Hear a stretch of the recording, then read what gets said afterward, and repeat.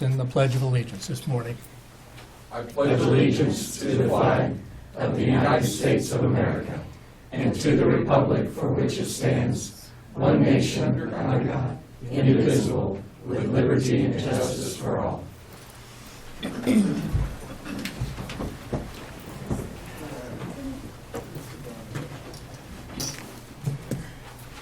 Welcome to the March 2nd, 2017 meeting of the Shawnee County Board of Commissioners. My name is Bob Archer. I currently serve as chair of the commission and represent District 3 alongside Commissioner Shelley Bueller, who represents District 1, and Commissioner Kevin Cook, who represents District 2. Good morning, everybody. Good morning. Good morning. Before we get started, if there's no objection, I'd like to remove item K1 from the agenda. It needs a little bit more work, and we'll consider it shortly. No objection? No objection. All right.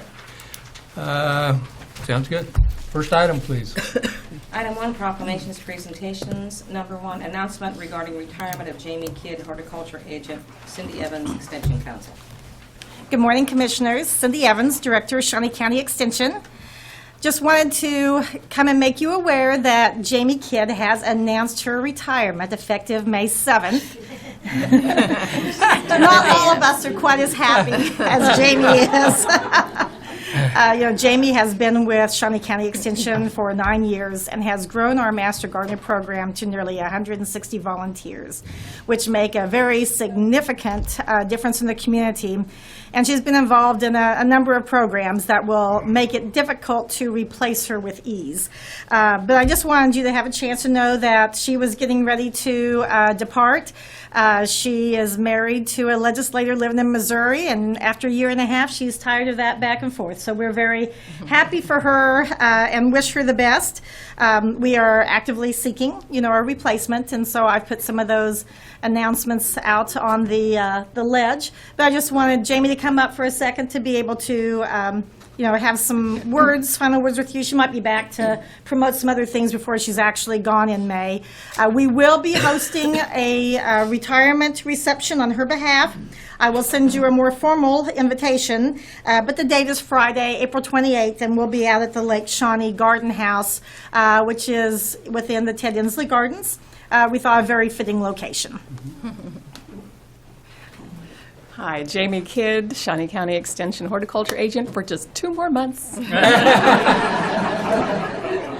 I have totally enjoyed serving in this community. I think Shawnee County is just a fabulous place. I've loved working with you all, and the commission has just been wonderful to support programming that I've done in our office, and I've just had a great run. I just loved it. 9 years working with master gardeners and helping to move forward things in our community, to educate our community for horticulture, and anytime you had a question on bugs and what's eating me and who has oak itch mites. Anybody got that? There's no answer yet.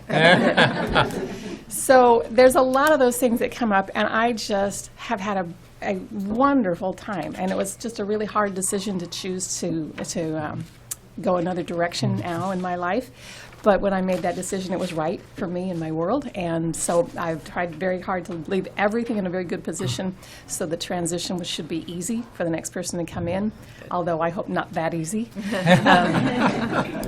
I've had a great time. I appreciate all your support, and I will be back because the plant sale is May 6th. Put it on your calendar. I will be back to support that again and promote it. And I thank you all for all your support. And I thank you for wearing green. It was a good job. All right. And thank you very much. I appreciate everything you've done for me and my program. Jamie, thank you for your service to our community. One of the hardest things any of us could ever say is Missouri's gain and KU's loss. Yeah. But it's K-State's loss. K-State. That's okay. That is terrible. That's okay. No. My daughter's going to KU right now, so I have to stand on both. So I'm fine with that. Thank you very much. The best of luck to you. All right, best of luck, Jamie. Thank you. Commissioner, I might think that the headline would read, Billy the Kid rides over from Missouri and kidnaps horticulture agent. There you go. My husband's name is William E. Kidd, Billy Kidd, so they often pick up with Billy the Kid on things. So he even had wanted posters for his election things out on things, and it worked. Thank you all. Best wishes. Next item, please. Item 2, presentation regarding the Register of Deeds revenues since 2014. Morning. Good morning.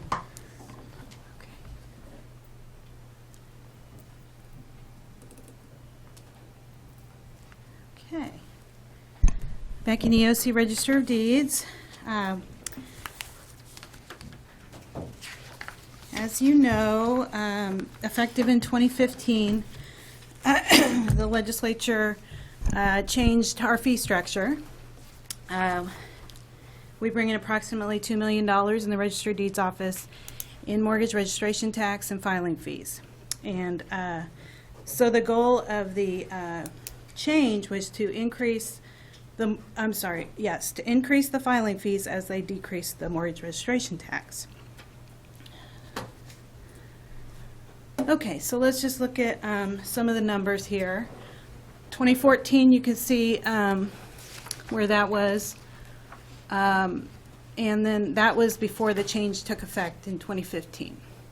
So just to kind of look at these numbers each year, mortgage registration tax, that was 0.26% of the indebtedness on a mortgage. In 2015, that went down to 0.2%, and in 2016, it's 0.15%. By 2019, that'll go down to 0.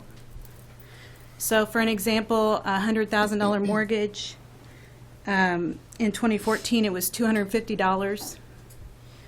And it, now that is to $100. And then by 2019, that'll be 0. The next column is our filing fees. And you can see in 2014, that was $248,000. And in 2016, that went up to $771,000. So an example, just to show you what that is, in 2014, a filing fee was $8 for the first page, $4 for the second page. Now it's up to $18 for the first page, $14 for the second page, and so on, and for the rest of the pages. In 2018, which will be the last year we make the change on filing fees, it'll be $21 for the first page, $17 for each additional page. Okay, so, and then the next column there is heritage tax. That changed a little bit in 2015. It was a percentage of the indebtedness, just like mortgage registration tax. It was 0.01%. And the legislature changed that to a filing fee, so now it's $1 per page. We collected anywhere from $80,000 to $100,000 each year in that, and most of that went to that Heritage Trust Fund. That is a grant program for historical properties that people can apply for. So all of that money was shifted to that fund. Approximately $100,000. If we reached $100,000, then the rest went into the general fund, which rarely happened. In 2015, they changed it so it was $1 per page, and they capped it at $30,000. So $30,000 now goes into the Heritage Trust Fund with the state, and the rest is put into the general fund for the county. So you can see in 2015 we had $64,000. 2016 we had $71,000. So that last column, total fees, we had predicted a loss of approximately $300,000 per year.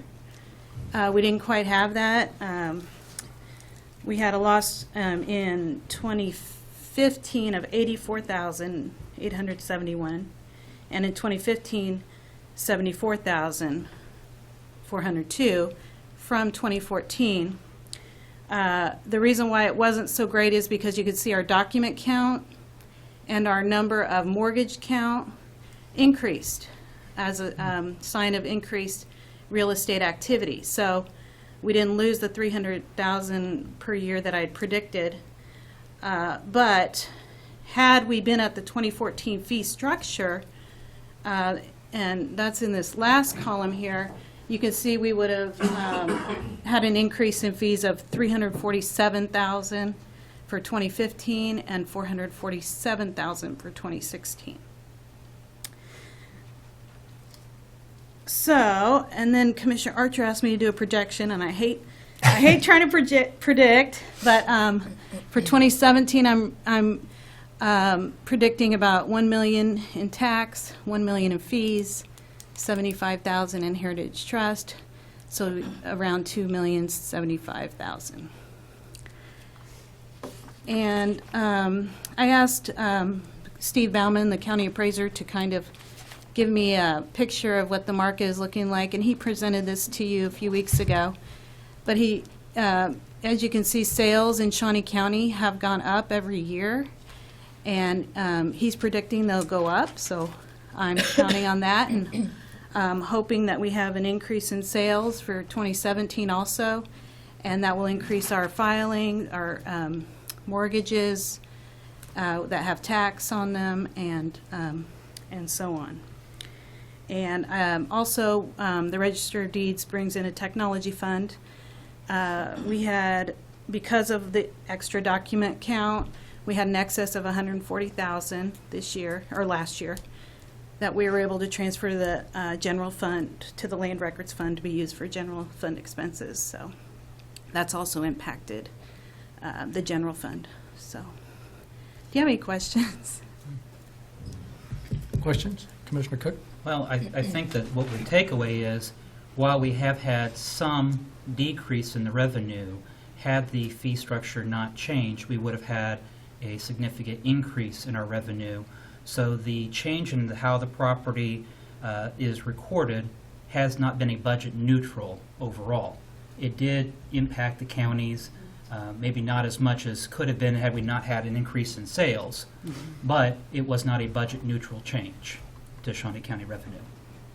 And I think that's the takeaway that I'm left with. And you're right, and all that money goes into our general fund. Correct. And that's very important for us. Anything else, And Commissioner nothing, Buell? just thank you for the breakdown. It's helpful to see. Yeah. Yeah, it was. Thank you very much, Thank you, Becky. Becky. Thank you. You're welcome.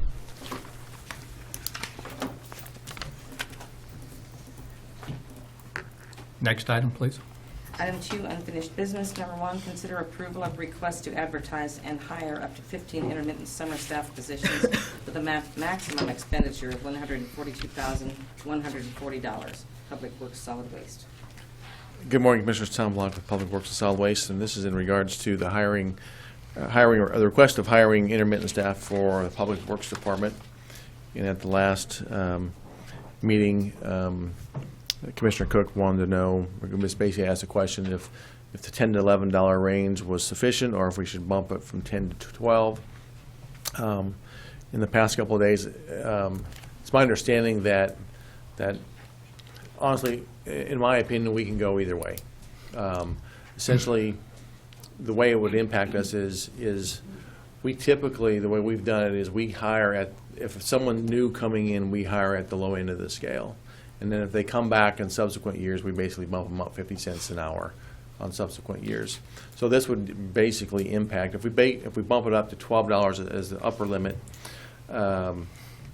it would impact those who are coming back in subsequent years. So I don't know if it would necessarily attract new folks in to apply. So, and as I understand it, I may look to Human Resources Director Jeff Vermillion to comment on this, but I think we're commensurate with intermittent staff pay on the Parks and Rec side as well.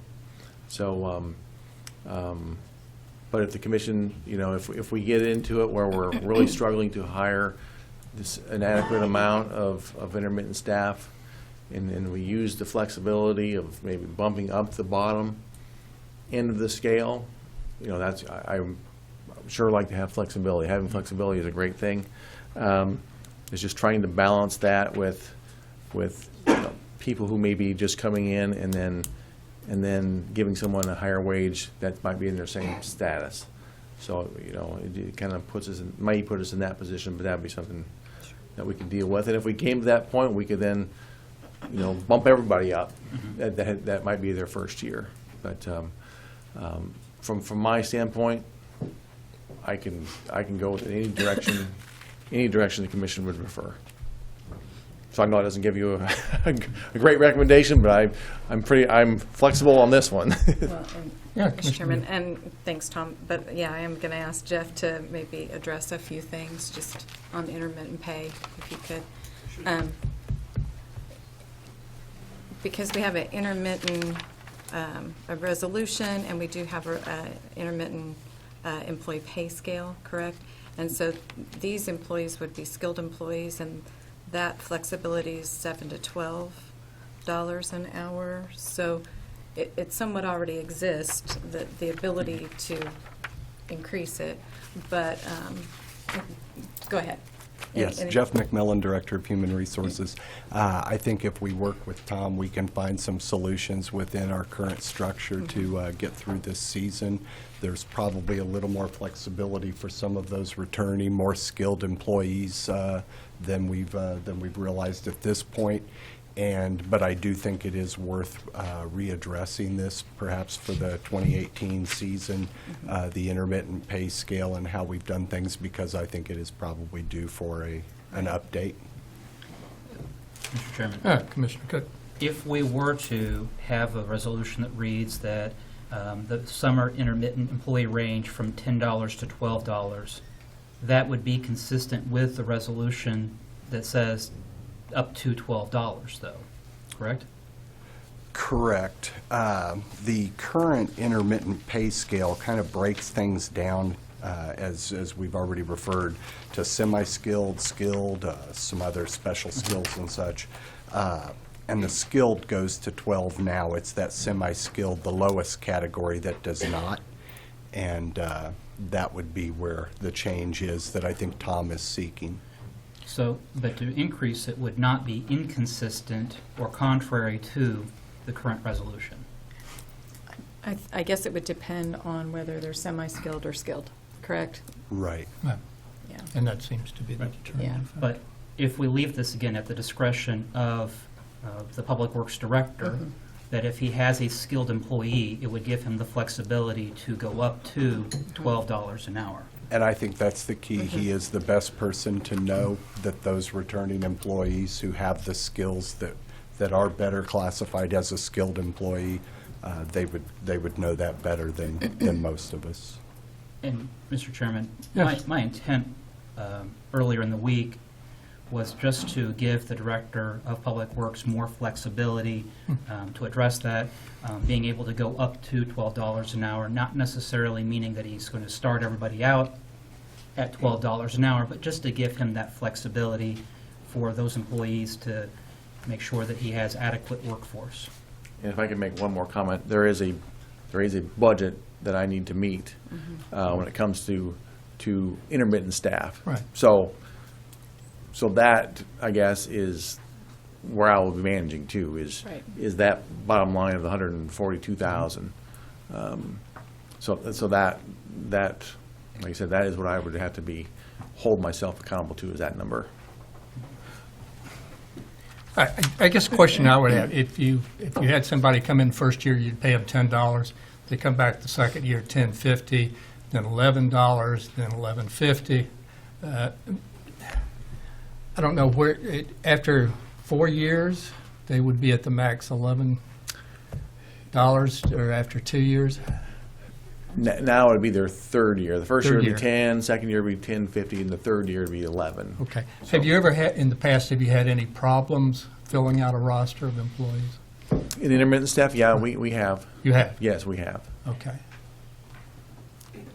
And this is consistent with other intermittent staff, then, going up to $12? That is my understanding, yes. Mr.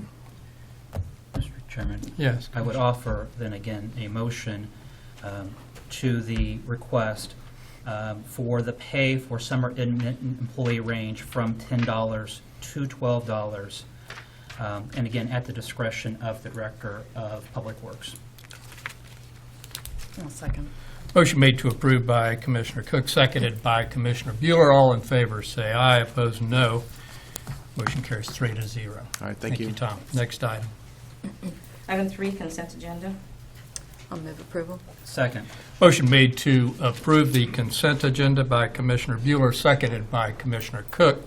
All in favor, say aye. Opposed, no. Motion carries 3-0. Next item, please. Item 4, new business. A, County Clerk, number 1, consider all voucher payments.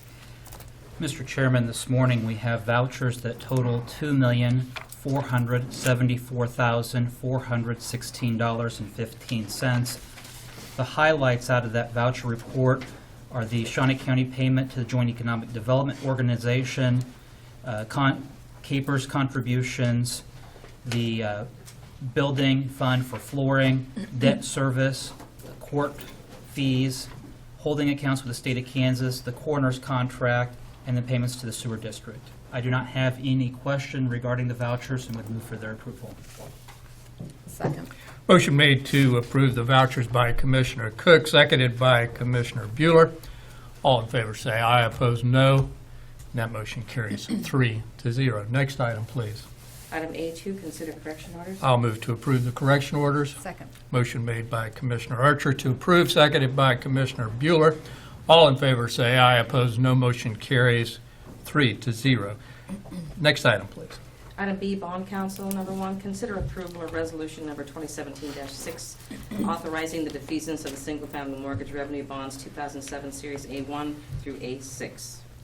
Good morning, Bob Perry.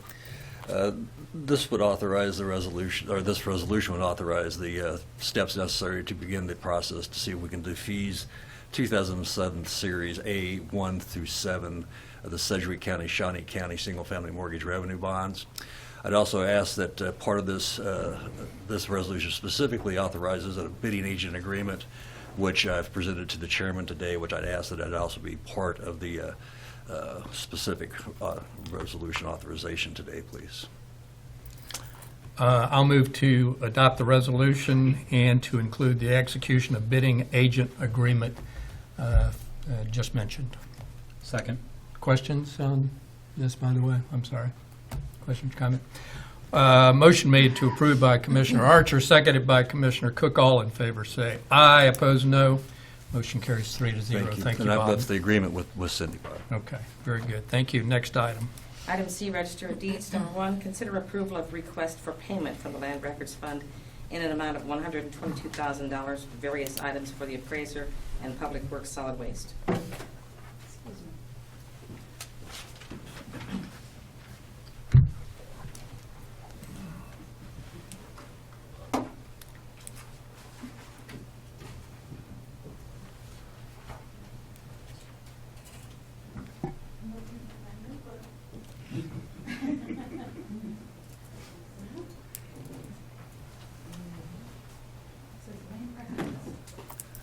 Okay, well, I can't find my notebook that says land records, but blame it on the pregnancy. I'm Becky Neosi, Register of Deeds.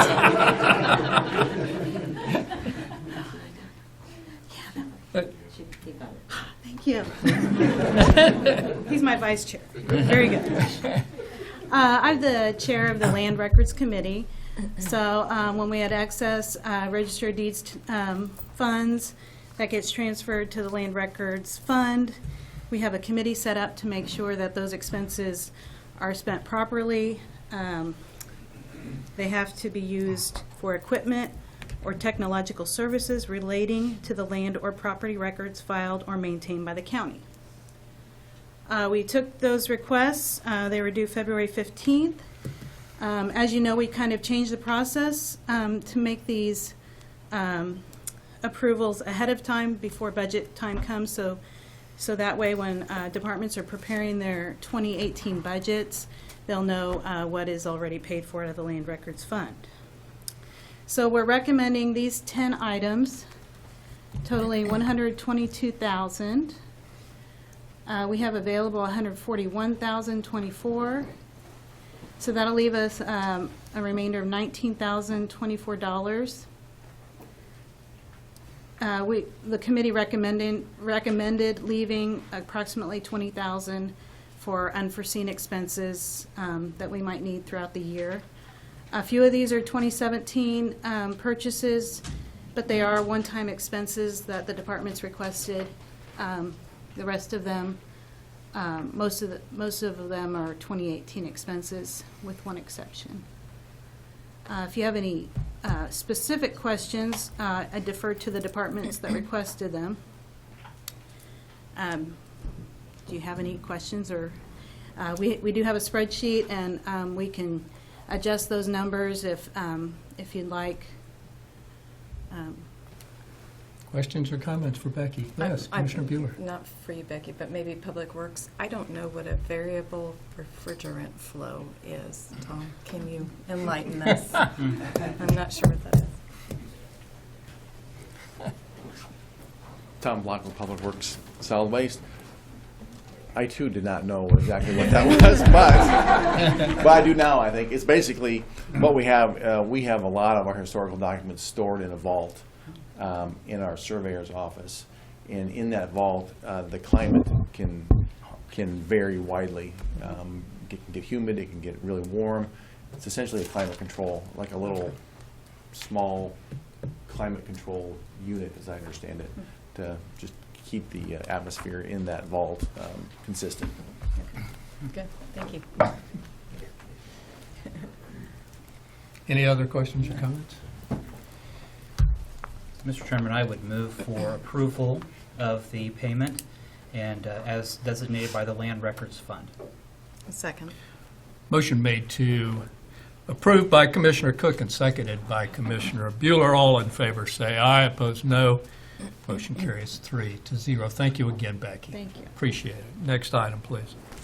Item D, District Attorney, number 1, acknowledge receipt of a request for approval of the monthly fees associated with the renewal of a contract, C-75-2017, with Clear Plus Web Analytics by provider Les Thompson Reuters. Good morning, Commissioners. Mike Kage, District Attorney. This is a skip trace service that we use for our investigators to locate witnesses. It's a service we've paid for a long period of time. We're currently paying for it, but we're out of plan, so entering into this contract will actually allow us to save some money on a monthly basis.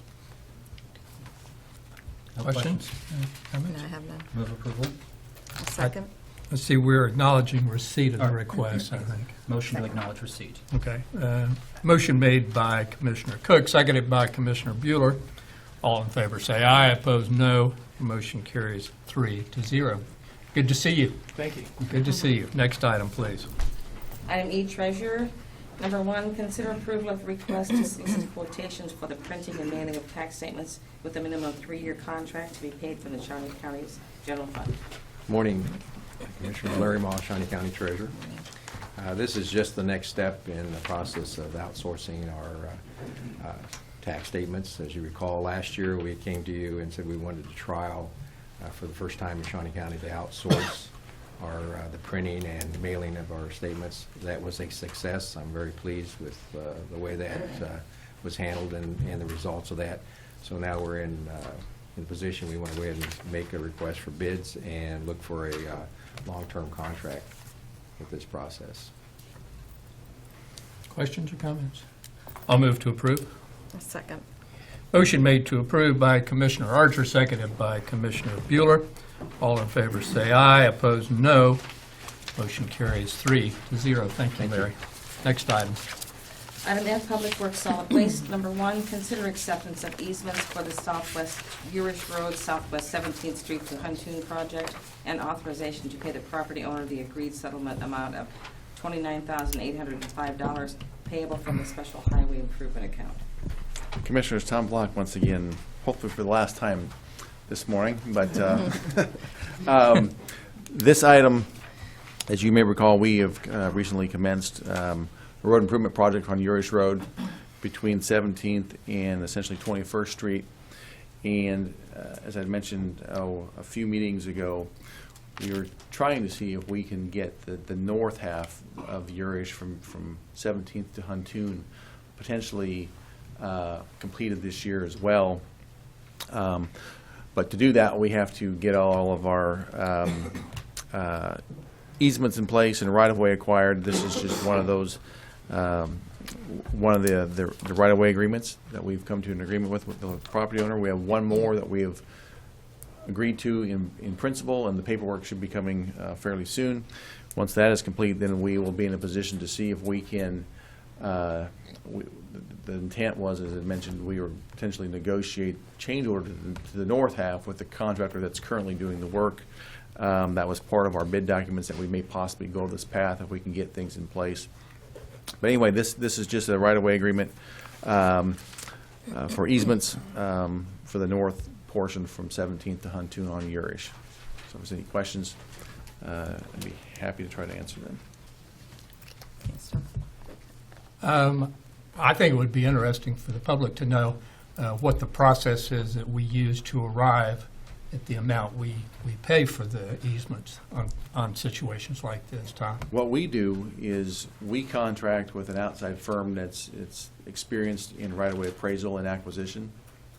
And they go out and, well, first of all, the design is complete, and we get the design from our consultant, and they develop right-of-way documents for us that say, okay, when we come in and do construction, and based on the project we're doing, these are what our limits are going to be for construction. And there are two different types of easements that you typically need to acquire, permanent and temporary. Permanent are, which is, in this case, we're going to be widening the road, so we will need to have permanent right-of-way, a wider swath of property for us to maintain in the future. So we will acquire all that we need to be able to maintain on a permanent basis going into the future. The temporary or construction easements are essentially, if we do like grading work that goes out, maybe level out a slope or something like that, or move some trees or grade a drainage way or something like that, that you just basically are moving dirt. And then when it's all said and done, it gives us the right to be on that property for that time during construction. And then when the project is done, then we have no more rights to that, to access that portion of the ground in the future. It's just for construction purposes only.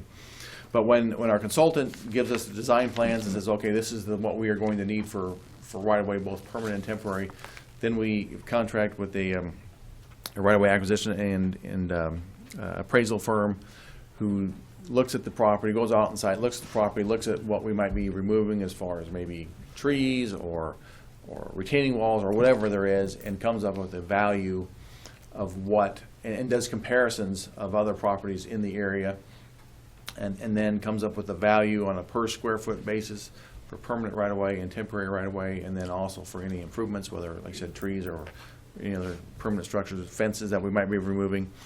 Comes up with a value that they feel is a fair price, and we present it to the owner, and they can either accept it or renegotiate. And we negotiate until what we feel is we can both live with, and if we can't, if one or the other parties feels that no, this is just not something that we can agree to, being a governmental agency, and this is a last resort, we never like to get there. Sometimes we've had to. You can go through the process of eminent domain, of acquiring the ground for a public use. So that's really how the process works. And in this case, I think we are going to get there without, well, I'm quite confident we're getting there without having to even entertain eminent domain. So. Okay. Thank you. I appreciate the information. Very good. Questions? No. Other comments? No, I'll move approval. Second. Motion made to approve by Commissioner Bueller, seconded by Commissioner Cook. All in favor say aye, opposed no, and that motion carries 3-0. Next item, please. Item F2, consider authorization and execution of contract C76-2017, Finney and Turnip Seed Transportation and Civil Engineering LLC for design and construction engineering services for the Southwest 29th Street over Tributary to Mission Creek project in the amount of $43,550 payable from the Special Bridge Fund. Commissioners, Tom Block again, for Public Works and Solid Waste. This is a Public Works item, and this is in follow-up to a few meetings ago where we had several different items on the agenda for entering into design contracts with some different firms to do design for our planned large culvert projects. We went out for RFPs for this work, and we divided up the work amongst a couple of different firms. Finney and Turnipseed had turned in, and we had a couple of contracts with them earlier, a few meetings ago, and had mentioned at that time that we had a couple more coming in. This item and the next are the next two design contracts with Finney and Turnipseed. Finney and Turnipseed is a very reputable firm, has done excellent work for us, and so is our recommendation that this be approved. Questions? I'll move approval of the contract. Second. Motion made to approve by Commissioner Bueller, seconded by Commissioner Cook. All in favor say aye, opposed no. Motion carries 3-0. Next item, please. Item F3, consider authorization and execution of contract C77-2017 with Finney and Turnipseed Transportation and Civil Engineering LLC for design and construction engineering services for the Northwest Bailey Road over Snake Creek project in the amount of $58,400 payable from the Special Bridge Fund. Commissioners, Tom Block again, Public Works Solid Waste. This is the same thing, just a different location, a different structure as the last item. And it is our recommendation that this be approved. I'll move to approve the contract. Second. Motion made to approve by Commissioner Archer, seconded by Commissioner Bueller. All in favor say aye, opposed no. Motion carries 3-0. Next item. Item F4, consider approval of resolution number 2017-7, authorizing the placement and maintenance of temporary stop signs at the intersection of Southwest 18th Street and Southwest Ancaster Road at the northeast and southwest corners for the duration of the Urish Road Improvement Project. Commissioners, Tom Block again, Public Works and Solid Waste. This is a Public Works item. We received a request from Mission Township, who has jurisdiction over Southwest 18th at Southwest Ancaster Road. And with the commencement of the Urish Road Improvement Project, they are concerned that traffic may be utilizing this path to as a detour route, even though it's not the official detour route. So in order to control traffic through that area of this subdivision during the duration of the project, they sent in a request to have to be allowed to put up temporary stop signs at Southwest 18th and Ancaster Road for that time being. And I believe it would be a prudent thing to do, so I would recommend that it be approved. I'll move for approval. Second. Motion made to approve by Commissioner Cook, seconded by Commissioner Bueller. All in favor say aye, opposed no. Motion carries 3-0. Next item, please. Item F5, consider approval of resolution number 2017-8, authorizing the placement and maintenance of temporary four-way stop signs at the intersection of Southwest 17th Street and Southwest Valley View Drive for the duration of the Urish Road Improvement Project. And Commissioners, Tom Block once again. This is just similar request at a different location in that subdivision, which they believe will now begin carrying a lot of traffic through the duration of this Urish Road Improvement Project. So I too believe this would be a prudent thing to do and would recommend approval. I'll move approval, although I have a question. Yes, Tom, Commissioner. what's the detour route then for this project? Right now, we take it from 10th and Wanamaker out to Indian Hills up to 21st. Okay. Because there's a lot of construction. Originally, we were planning on taking up Wanamaker, but the city is going to be redoing 21st and Wanamaker intersection, and then also some water line work at 21st, just west of Wanamaker. So we didn't want to detour them into another construction project, essentially. So Yeah. Okay. All right. I'll second. Motion made to approve by Commissioner Bueller, seconded by Commissioner Cook. All in favor say aye, opposed no. Motion carries 3-0. Thank you very much, Tom. Next item, please. Item G, Health Department, number 1, consider authorization and execution of contract C78-2017 with the University of Kansas on behalf of its Medical Center's Department of Preventive Medicine and Public Health to provide professional services to offer tobacco treatment specialist training to 15 behavioral health and substance abuse professionals with the Kansas Department of Health Environment's chronic disease risk reduction grant providing $22,500 with no cost to the county. Craig Barnes, Health Department. Good morning. As she mentioned, we're requesting approval of the contract to obtain services from the KU Med Center to offer tobacco treatment specialists trainings to 15 behavioral health providers here in the Shawnee County area that provide services directly to the mental health population. What these trainings will do will basically be training those behavioral specialists to adequately meet with those mental health population people to help them quit tobacco. We know that 1 in 3 people from the mental health population use tobacco and have a big problem with actually quitting that. And so that is our goal, is to help them with the services that they need to adequately quit. So this will be adding $22,500 to our ongoing fiscal year 17 chronic disease risk reduction grant with no work or no match from the county, so no cost to the county. So any questions that I can answer for you? Commissioner Archer. Yes, Commissioner Cook. Just to clarify, Shawnee County is not going to be doing any tobacco cessation with this grant, but we're training the mental health providers to do that outreach. That is correct, yes. And these 15, they're not Shawnee County employees. They are not, no. Okay. We will be partnering with the behavioral health, our partners, to do these trainings. So it'll be not Shawnee County employees, but employees from like Vallejo, Family Servants and Guidance Center and Okay, others. I was confused about that when Yeah. I read that. I would move for approval of the grant. I'll second. Motion made to approve by Commissioner Cook, seconded by Commissioner Bueller. All in favor, say aye. Opposed, say no. Motion carries 3-0. Thank you very much. Next item, please. H, Parks and Recreation. Number 1, consider authorization and execution of contract C-79 of 2017 with Innovative Concessions Enterprises for Shawnee County to serve as a retail outlet at 4 locations for Dippin' Yo-Dots yogurt and for placement of equipment for this product. Good morning, Commissioners. John Knight, Parks and Recreation. I think it's time to liven up this meeting. You guys are talking about things like tobacco cessation, making sure people can get home on road construction. So let's move on to something really important. We want to sell Dippin' Dots at our concession stand. Dippin' It's actually yogurt Dippin' Dots, so it's a little healthier alternative to that. I do know that Sean Osborne has negotiated this contract with those people, and he hasn't admitted it, but I'm sure there was a couple of free samples in there as well. Be happy to answer any other questions, and he's here if you have any detailed questions. Any questions for the chipper, John Knight, this morning? Move approval of the contract. I'll second. Motion made to approve by Commissioner Bueller, seconded by Commissioner Cook. All in favor, say aye. Opposed, no. Motion carries 3-0. Next item.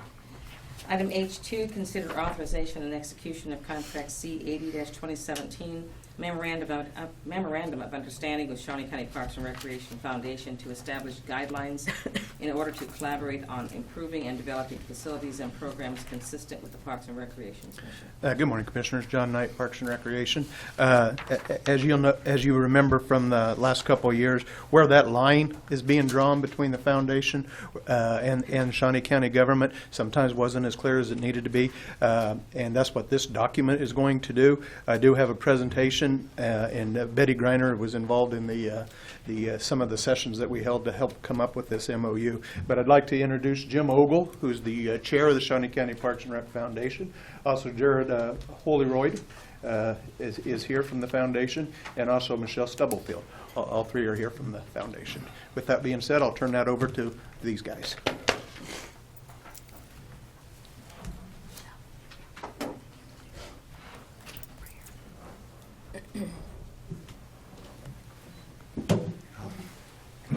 It always helps to turn it on, apparently.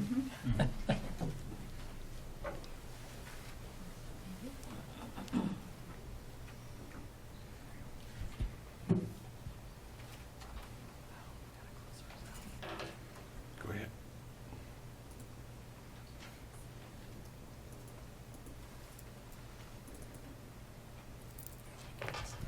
And this is why we all who are members of the foundation, appreciate Rachel Meyer for all she does to make sure that we don't look like complete fools up here in front.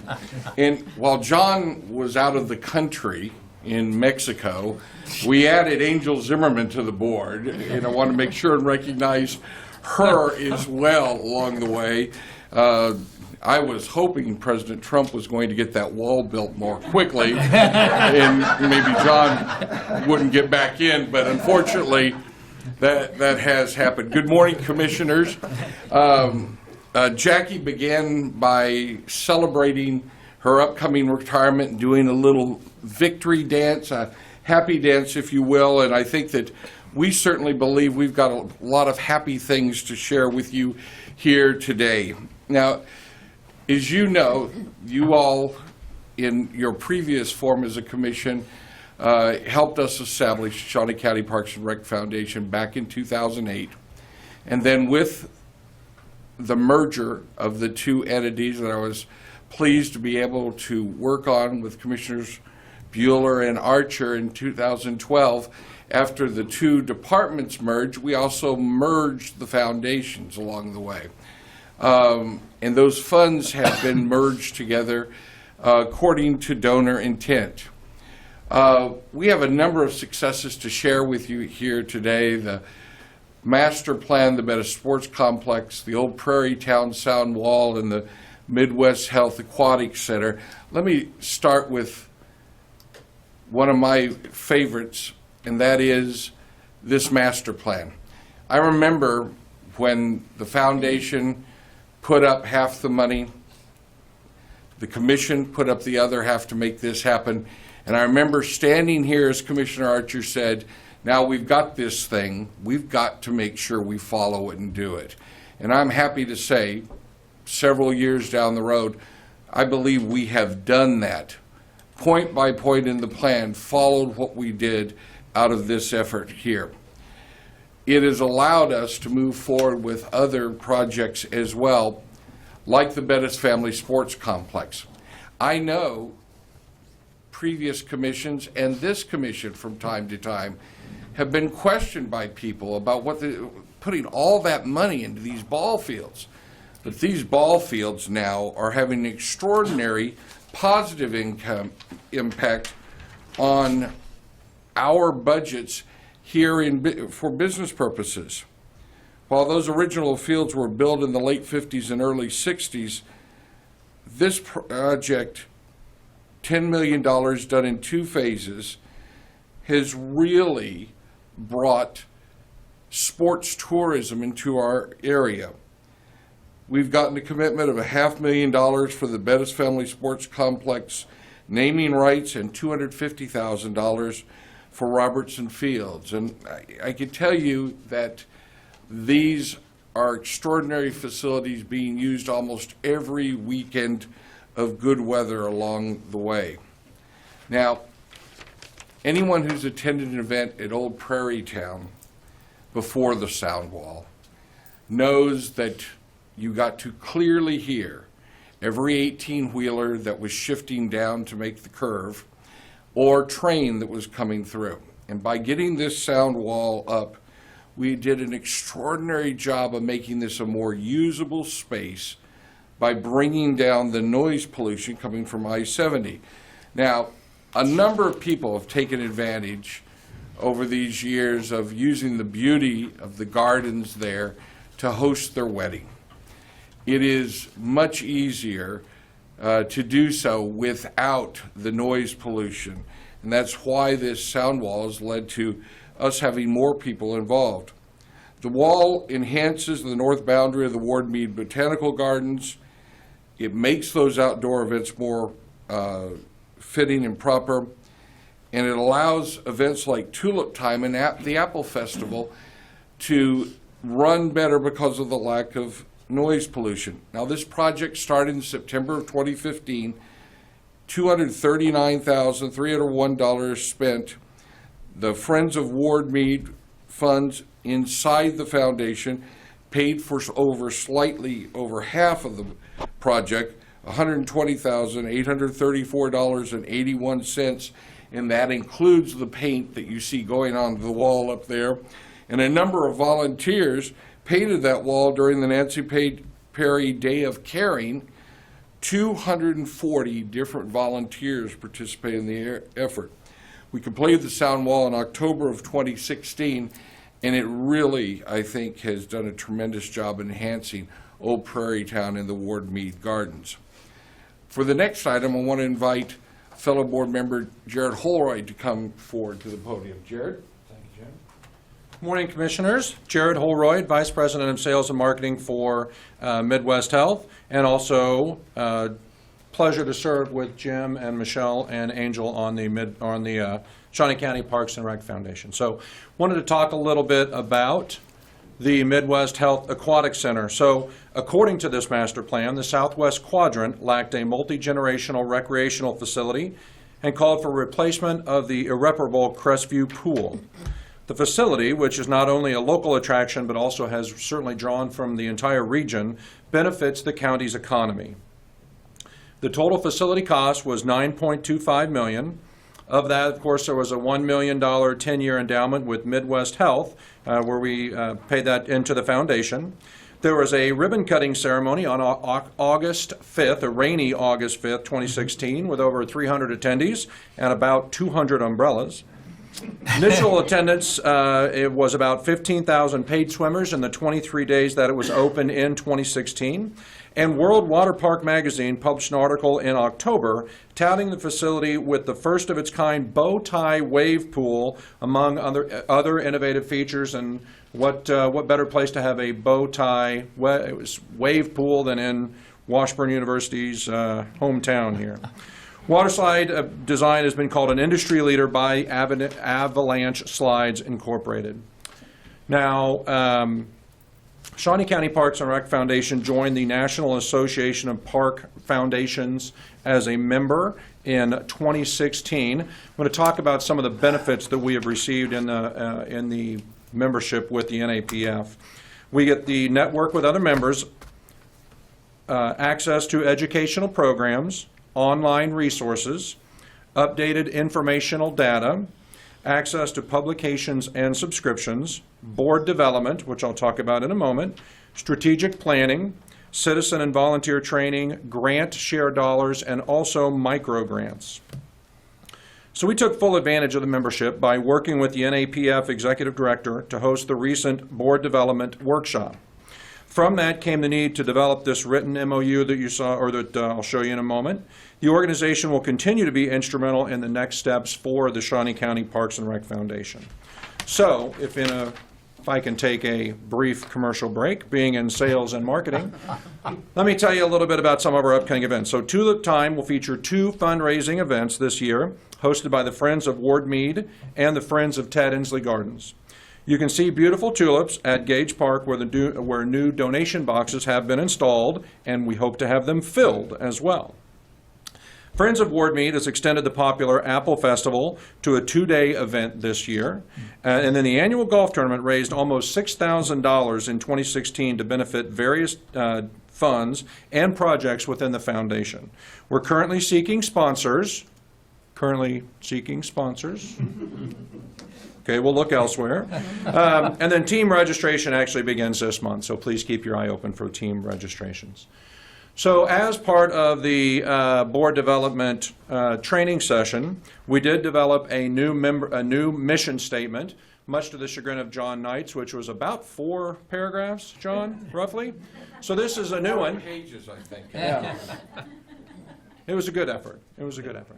The new mission statement is to enhance the Parks and Rec experience in Shawnee County through charitable contributions of time and resources, and we did adopt this on January 10th of 2017. So, there we go. Strategic planning. The board development task was created during the training workshop. After the work session, it was decided 3 specific committees were created to continue to work on the tasks that have been identified as the building blocks for the future of our organization. Board development, which is board member recruiting, retention, bylaws, policies, procedures, and then making sure that we had a diverse board, and according to the matrix that we developed in that training. Advertising and marketing is part of social media, press releases, website updates, advertising contracts, selection of a PR firm, and then rebranding efforts. And then Resource Development Committee, finances, fundraising, pursuit of a separate 501c3 from Topeka Community Foundation, and donor management software. This is the MOU that Mr. Ogle was recently mentioned, right? So no formal agreement or contract has been in existence between the county and foundation. A meeting hosted by the National Association of Park Foundations in September with Parks and Rec County and Parks and Recs and county staff was held to discuss the benefits of the foundation and its role in respect to their work duties. Board members present at the training looked at other Park Foundation MOU examples, and then combined with staff input, a draft was developed before training was adjourned, and the final revisions were made, and the current MOU was agreed to be submitted to the Commission at the Shawnee County Parks and Rec Foundation quarterly board meeting on January 10th. And Jim Ogle would be happy to stand for any questions that you may have. Thank you, Jared. Questions or comments for Jim or Jared? You know, this just keeps moving along. I think this is a great improvement to the partnership that Shawnee County has with the foundation to really move us forward in improving and enhancing all of our attractions that we have through Parks and Recreation. One of the things we're most proud of is the recent announcement of how Lake Shawnee and the Ted Inslee Gardens there, the #1 place to visit on Expedia. We are so blessed to have those kind of facilities. We have them because of the commitment of this commission over the years and what you have done. But I think also we're proud to take part of the credit for that because we've been able to make things happen through the foundation that government alone wouldn't have been able to do along the way. Mm-hmm. That's correct. Commissioner? I might just add, I mean, this foundation has done a lot of work. It's not even 10 years old yet. So thank you for putting in the effort to make it sustainable. It's going to be here for a long time. And the impact that this community, through its charitable contributions to this foundation and partnership with the Parks and Recreation of the county, just great things are going to happen. They've already started happening, but more is to come. So this puts in that structure by which people can donate, and that's important to make it sustainable. So thank you. Thanks for the hard work. Yeah, I This is hard agree. work. It is. Want to point out the volunteerism Yeah. that is embedded in this operation is needed, noticed, and sincerely appreciated. So, Jared, Jim, thank you very much. I'll make a motion to approve the contract. Second. Motion made to approve by Commissioner Archer, seconded by Commissioner Bueller. All in favor say aye. Opposed say no. Motion carries 3-0. Next item. Item H3, consider approval of request to award the bid for printing of the guide in 2017 to Hall Commercial Printing at a cost of $7,543 for 17,000 copies, with an option for ordering more at a cost of $356 per 1,000 copies, and authorization and execution of contract C81-2017 for same. Good morning, Commissioners. John Knight, Parks and Recreation again. We went out for RFP for these services of printing our guide. We added to it this time a little bit more flexibility if we wanted to add some more printings, those type of things. But what you see in front of you is the best deal and the best contractor we could come up with. Be happy to answer any other questions you may have. I would move for approval. Second. Motion made to approve by Commissioner Cook and seconded by Commissioner Bueller. All in favor say aye. Opposed, no. Motion carries 3-0. Next item. Item H4, consider authorization and execution of contract C82-2017 with Sports Image Group LLC, DBA Legend Sports Photography, for the purpose of photography services for youth sports. Commissioners, this is a also, the proceeds from the funds being raised here go to the foundation, which you've just considered. But we went out for RFP to see that we could negotiate the best deal for hitting the parents up for pictures from their sporting events and those type of things. So be happy to answer any other questions you may have. Questions, comments? Have none, I'll move approval. Second.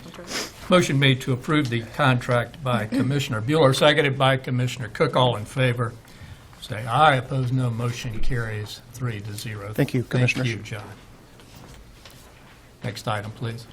Item I, Emergency Management, number 1, consider authorization and execution of contract C-83-2017 with the Blue Cell for training, seminars, and exercises for Operation Pegasus at a cost of $59,000. Morning, Commissioners. Nelson Castile, Emergency Management. I have the privilege of serving as the Director of Operation Pegasus.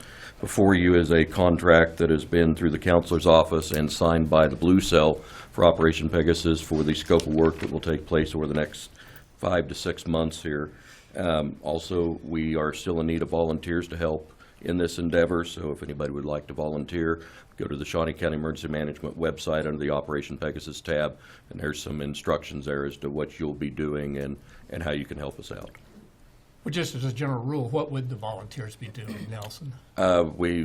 That's going to be a large incident, so victims, bystanders, witnesses. It may also be that we will work on our volunteer reception centers that we have when we bring all of the volunteers active in disasters together, and we want to see how a surge happens there. And then, of course, the disaster and a disaster that happens often is the unsolicited volunteers, and we want to be able to practice that and how the plans have been set up and tested. And what kind of time commitment would they be? We will have 3 shifts, one on July 20th. That's a Thursday afternoon for 8 hours. One overnight, Thursday into Friday morning for 8 hours for a sheltering exercise, and then Friday morning starting at 7:30, going for about 8 or 9 hours to finish it out. Okay, very good. Additional questions, Commissioners? I'll move for approval. Second. Motion made to approve the contract by Commissioner Cook, seconded by Commissioner Bueller. All in favor say aye. Opposed say no. Motion carries 3-0. Thank you, Nelson. Thank you. Next item, please, Cindy. Item J, Sheriff's Office, number 1, acknowledge receipt of correspondence regarding the renewal of a subscription to Covert Track GPS in an amount of $1,200 from May 8, 2017 through May 7, 2018, paid with funds from this 2017 budget. Good morning, Commission. Herman Jones, Shawnee County Sheriff there. What you have here is just basically just a renewal of a contract that we have, or renewal of subscription for investigative tool we use for our detectives or so.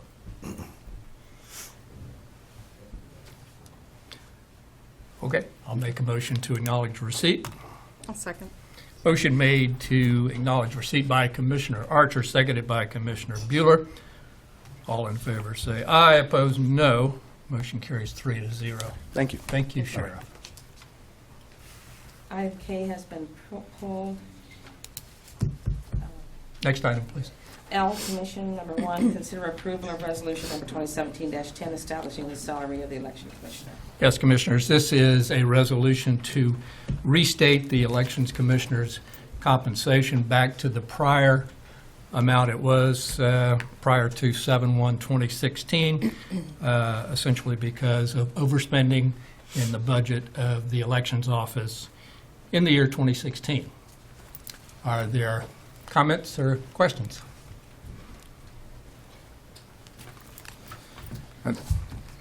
Hello. Thank you for taking the time to listen to me. My name is Representative Keith Esau. I am the chairman of the House Elections Committee. I am concerned over the proposed resolution 2017-10, and I urge you to avoid taking this action. It does nothing to improve the perceived problem and only shuts down any hope of working out a solution without forcing the state legislature to step in. Let me start by saying that state law makes it clear that the budget for the election commissioner's office, with the exception of the commissioner's salary, is set by the election commissioner. In KSA 19-3424, the last paragraph states, On or before July 15th of each year, the election commissioner shall certify to the Board of County Commissioners an itemized statement showing the amount necessary to pay the salary of the commissioner, deputy commissioner, other employees in the office of the commissioner, and other expenses of said office during the next ensuing budget year, and the county commissioners shall cause the same to be included in the county budget for the ensuing budget year. It's my understanding that the area of disagreement is that the county commission did not cause the same to be included, but instead submitted their own budget ignoring state law. The law regulating election commissioners was set up this way many years ago for a reason. Since the county commission also serves as a canvassing board, and the election commissioner is not an elected position like the county clerk is in smaller counties, there needs to be some separation of power between the county commission and the execution of fair elections.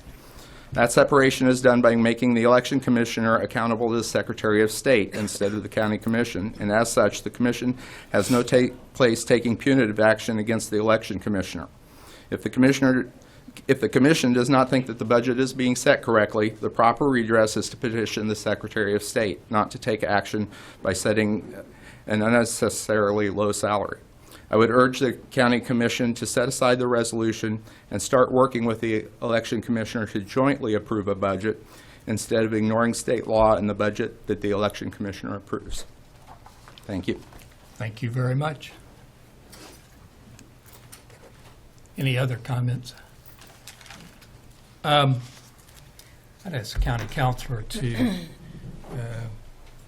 rebut that.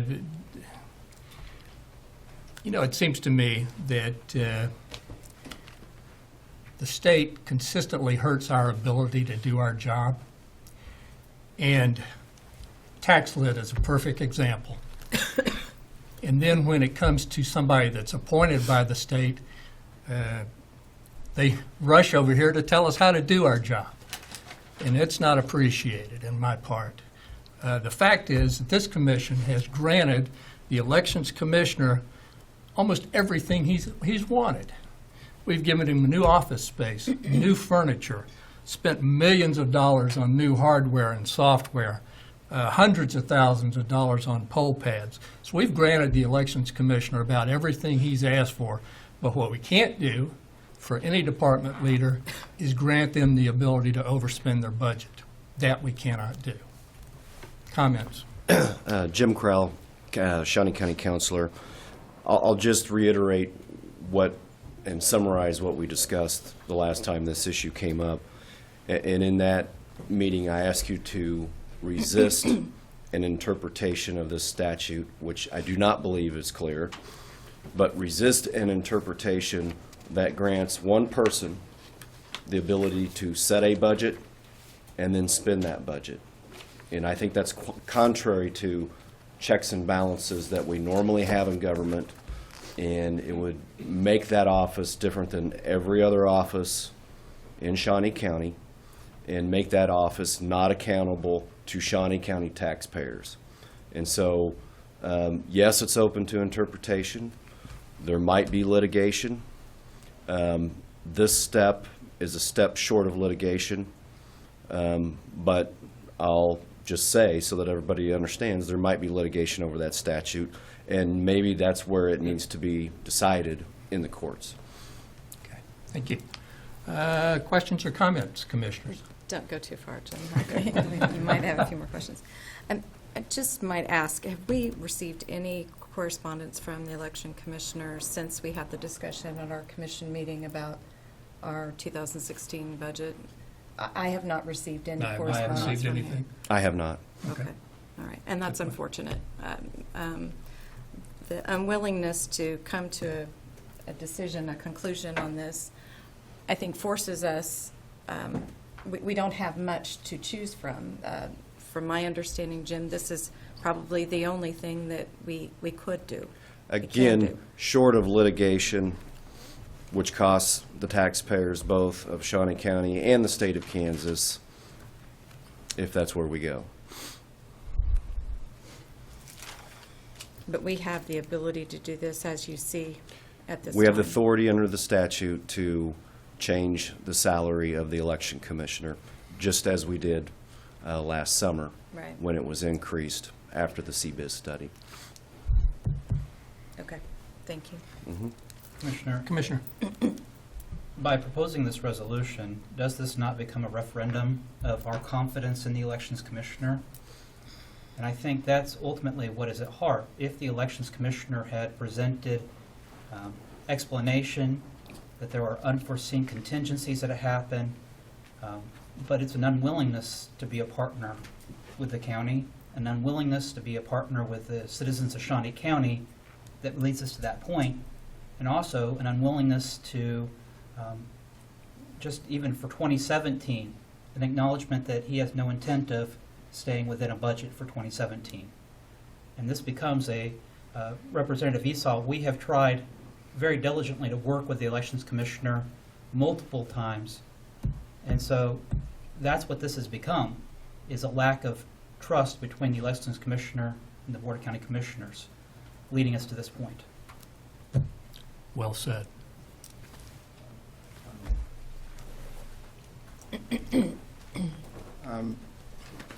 I really don't understand that comments, because I know he sat down with at least two of you and gone over the budget specifically and what happened in in the 2016 election, and it was an unusual election by all accounts. Across the board, we had people showing up who hadn't showed up before. We had a massive increase in voting at the election offices and other polling sites before the election. There were several factors in the election were unknown. I don't know what specifically affected his budget, so you would again have to go over that with him. But I know that he's been trying to reach out to the council and explain all that, and has been rebuffed by at least one member. But Representative Esau, I can tell you that I've met with him individually multiple times, including a meeting with our county councilor, our audit finance director, to try to see what we could do to avoid this position that we're placed in here today. And I can't speak for the other commissioners, but I know that I've worked to try to reach a resolution with our elections commissioner that would not lead us to this spot. And I have met with him as well, but again, that commitment, lack of commitment to stick with the 2017 budget even going forward, I have not heard that. And so, again, we're still having this conversation about whose budget, and so we still don't have any answers. And Mr. Chairman, Yes. and Representative Esau, I might just add this discussion of a certified budget from the elections commissioner versus a county commission approved budget has only raised its head this year, when that amount, it has, even though the county commission in presentation by the elections commissioner, I think he went back to 2008, had never approved the same amount as requested by the elections commissioner. It wasn't until this year that we rely on that statute. And so, well, I would point out that he still came in under his budget in an effort to meet what you requested, but was not able to go down that far.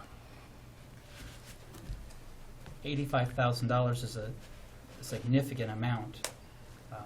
So, Yes, and again, we're dealing with a tax lid that was set by the legislature.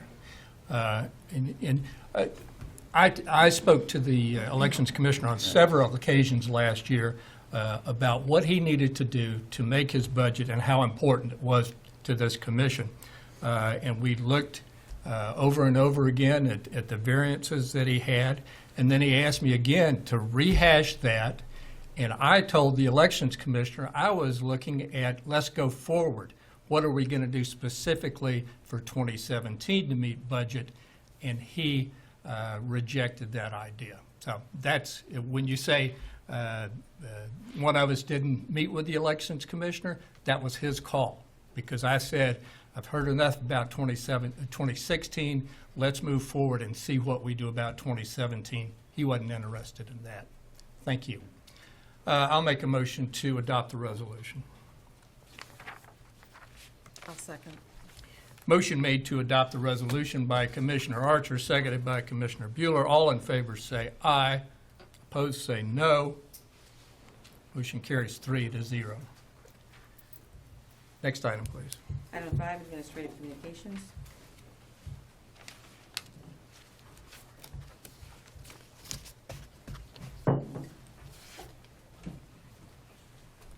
Good morning, Commissioners. Les Crooks, Kansas Expo Center. Seems to be my lot in life to follow Election Commission discussions. So tonight is the opening practice for NAIA National Wrestling Championships. So those young men will be competing Friday and Saturday at the Expo Center, looking to represent their schools, and it's a really great competition, and I encourage those folks to come out and support those young men.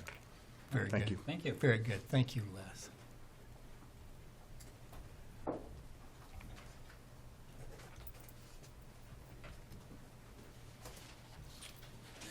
Morning again. Craig Barnes, Health Department. Just wanted to formally announce our next Board of Health meeting will be March 16th, so we're extremely excited about that, and we invite everybody to attend.